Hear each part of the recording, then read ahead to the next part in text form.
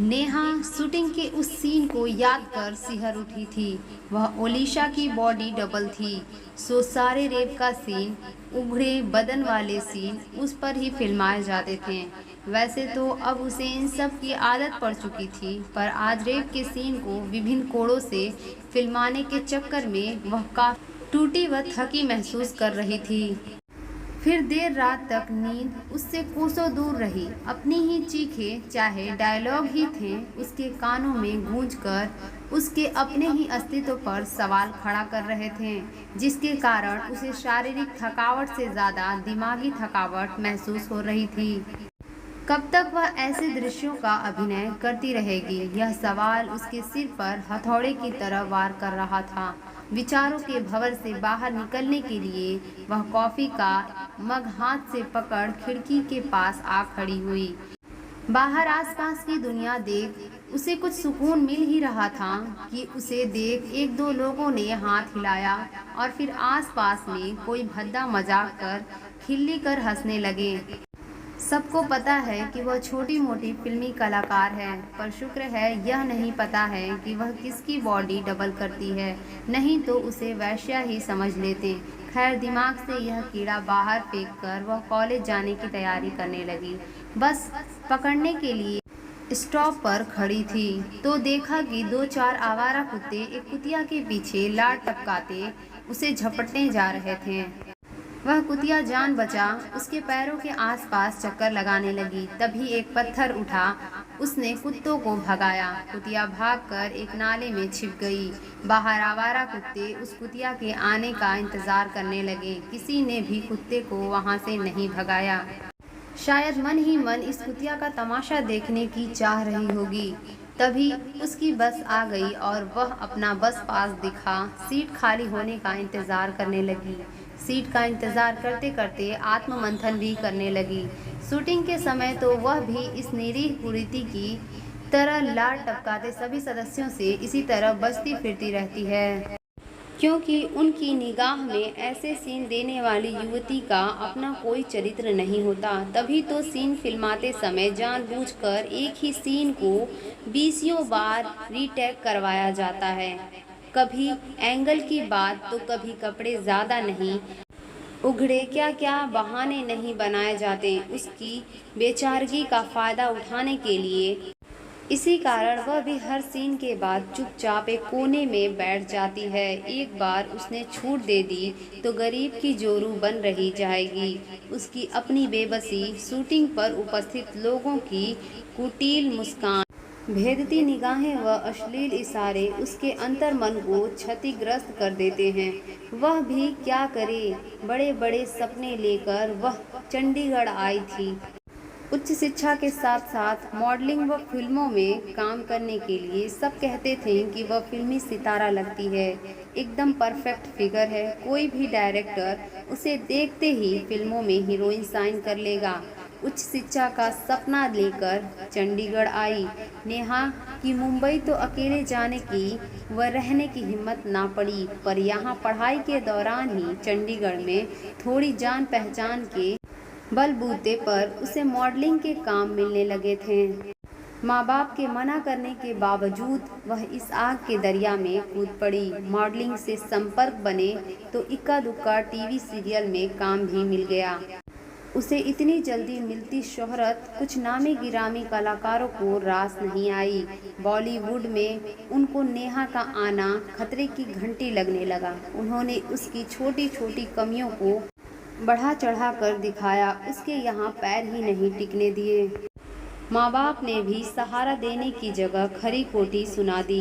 वह तो भला हो उसके पत्रकार मित्र साहिल का, जिसने उसे फिल्मों में ओलिशा का बॉडी डबल बनाने की सलाह दी और फिल्मों में काम दिलवा उसे आर्थिक व मानसिक संकट से उबार लिया। अब तो यही काम उसकी रोजी रोटी है।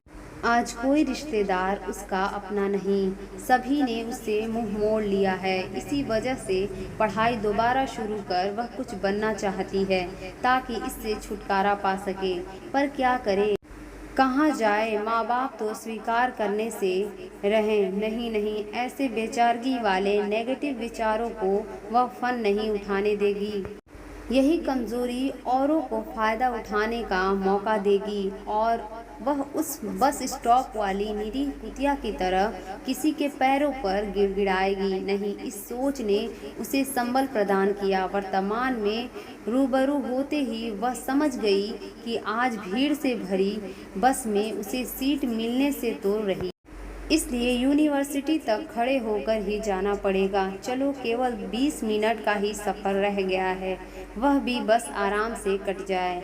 वैसे भी गली के आवारा कुत्तों से ज़्यादा अश्लील व खूंखार तो कई बार सहयात्री होते हैं। सीट मिली तो विचारों की तंद्रा भी टूटी और नेहा को चैन भी आया, क्योंकि आज नकारात्मक विचारों की कड़ी टूट ही नहीं रही थी। बगल की सीट खाली हुई तो लाठी पकड़े बूढ़े ने जानबूझकर उस पर अपना भार डाल दिया। वह किनारे खिसकी तो वृद्ध व्यक्ति ने हद ही कर दी। बैठते बैठते उसके हिप पर चूटी काट दी। उसने घूर कर देखा तो खीसे निपोर सॉरी सॉरी बोलने लगा कि गलती से हाथ लग गया था। जैसे ही बस रुकी, सीट बदल ली, पर यह तो दिन की शुरुआत थी। अभी अचानक बस रुकी और पीछे खड़ा व्यक्ति उस पर झूल पड़ा। वह झटके से उस वृद्ध के ऊपर लुढ़क गई। उसने खड़े होकर बाकी सफ़र करना तय करना ही सही समझा और अपनी सीट से खड़ी होकर आगे दरवाजे की तरफ बढ़ने लगी।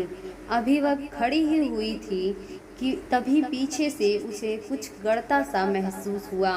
पीछे खड़ा 17-18 साल का भारी सा लड़का उसके साथ सटकर गंदी हरकत करने लगा। उसने उसे धकियाते हुए लताड़ा तो खीसे निपोरते उसने नेहा पर कटाक्ष किया, इतनी ही नाजुक है तो अपनी सवारी पर आया कर। वह मुंह फेर खड़ी हो गई। कौन इन कुत्तों के मुंह लगे, इन कुत्तों का शिकार नहीं बनना है। उसके जवाब न देने के कारण उस लड़के की हिम्मत बढ़ गई।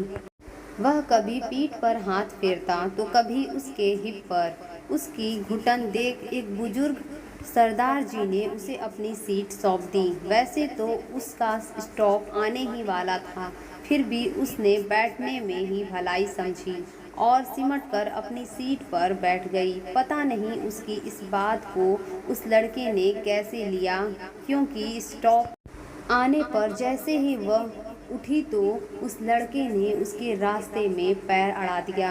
वह गिरते गिरते बची। इस हरकत से जब उस बुजुर्ग सरदार जी ने उस लड़के को टोका तो उसने भरी बस में उन्हें 2 मुक्के मार पीछे सीट पर ढकेल दिया। उन्हें बचाने के लिए कोई ना उठा। ड्राइवर, कंडक्टर व सारी सवारियां मूक दर्शक बन तमाशा देखती रही, जिससे उस लड़के की हिम्मत और बढ़ गई। इन सब तमाशे की वजह से नेहा अपने स्टॉप पर उतर ही नहीं पाई। लगा कौरों के सभा में फंसकर रह गई है। तभी लाल बत्ती पर बस रुकी। नेहा ने वहीं उतरने में भलाई समझी, पर यहाँ भी मुसीबत ही हाथ लगी। सोचने और कूदने में समय लग गया और उसके कूदते कूदते ही बस चल पड़ी और वह सीधा सड़क पर गिरी। ज़्यादा चोट नहीं लगी। हाँ, कुछ गाड़ी वालों ने गालियां ज़रूर सुना दी। तभी जैसे ही वह खड़ी हुई तो 2 मजबूत हाथों ने उसे घुमाकर अपनी तरफ कर लिया, फुटपाथ की तरफ खींच कर ले आए। जैसे ही उस अनाम व्यक्ति को धन्यवाद करने के लिए उसने उसकी तरफ देखा तो उसकी चीख गले में ही घुटकर रह गई। यह तो वही दुष्ट था तो भरी सड़क से किनारे ला उसकी इज्जत पर हमला करना चाहता था। दौड़ती चलती सड़क देखकर नेहा ने हिम्मत जुटाई और 2 करारे थप्पड़ उसके मुंह पर जड़ दिए। नेहा ने कड़क आवाज से पूछा, क्या बदतमीजी है, तुम मेरे पीछे क्यों पड़े हो? ओ मेरी रानी, तुम्हें तो पाकर ही रहूँगा। पहले मेरे इन गालों को चूम दे, इन्हें सहलाओ, तभी तुम्हें जाने दूंगा। कब तक तड़पाओगी मेरी जान? वह हबशी ठहाका मारकर हंसा और उसे अपनी तरफ खींचने लगा। नेहा समझ गई कि कोई बड़ी मुसीबत आन पड़ी है, अपनी रक्षा स्वयं ही करनी होगी। सो उसने कसकर पकड़े अपने बैग में से अपने सुरक्षा कवच, लाल मिर्च पाउडर और मोबाइल को निकालने के लिए जिद्दोजहद शुरू की। आज तक कभी ज़रूरत नहीं पड़ी थी लाल मिर्च की। इस मुसीबत में घबराहट में न तो लाल मिर्च पाउडर मिल रहा था और न ही मोबाइल। बेबस हो उसने बढ़ती भीड़ की तरफ झाँका। कई लोग उसकी सहायता करने के बजाय अपने अपने मोबाइल से इस सारे कांड का वीडियो बना रहे थे। उसने सहायता के लिए गुहार लगाई। इक्का दुक्का लोग उसकी सहायता को आगे बढ़े भी थे तो भीड़ ने उनके कदम थाम लिए, यह कहकर कि देखते नहीं शूटिंग चल रही है। कल भी यही एक शूटिंग चल रही थी। किसी ने ऐसे ही हस्तक्षेप करने की कोशिश की तो बाउंसरों ने उसकी ऐसी पिटाई कर दी थी। सारी भीड़ शूटिंग का मजा लेने के लिए घेरे बनाकर खड़ी हो गई। यह सब सुन देख नेहा का दिमाग पल भर के लिए सुन्न हो गया। क्या करे, वहाँ कोई भी मौके की नज़ाकत नहीं समझ रहा था। लगता था सभी बहती गंगा में हाथ धोना चाहते थे। बॉय हूँ, देखता हूँ तुम मुझे कैसे इनकार करती हो। उसकी इस हरकत पर भीड़ ने तालियां बजाना शुरू कर दी। एक ने फिक्रा कसा, क्या बढ़िया डायलॉग है, पिक्चर सुपर हिट है मेरे भाई, जारी रखो, बिल्कुल असली सा मजा आ रहा है। एक के बाद दूसरी आवाज़ें आ रही थी। तब वह लड़का अपने होठों को उसके होठों तक ले आया। नेहा ने हिम्मत जुटाकर उसे परे ढकेला। जैसे ही वह पीछे हटा तो दूर गिरा नेहा का बैग उस लड़के के पैर से लगकर नेहा के हाथों पर आ गिरा।